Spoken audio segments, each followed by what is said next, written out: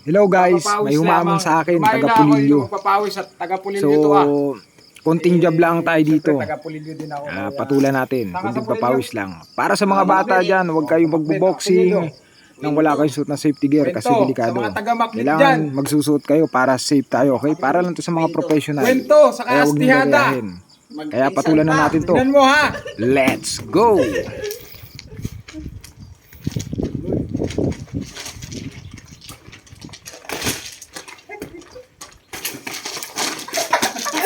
Pasensya na kayo guys ha, kasi naikot ng kasama ko yung camera. Kayo na lang ang mag-adjust.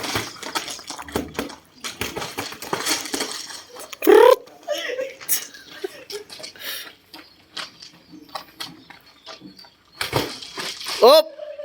Pasok yun ah.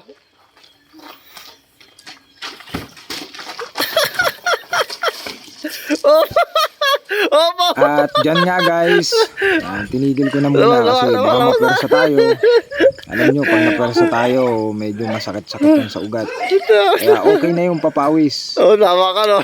May tama ako dyan. Magaling din yung bata na yan. 20 years old pa lang yan, pero matibay na. Talagang palaban. Ganun talaga ang boxing. Oh, may ulit ang round to. Tatamaan at tatamaan ka dyan. Taga-maknit yan. Okay lang yan. Kaya matibay. Mga taga-Pulilyo, matibay yan.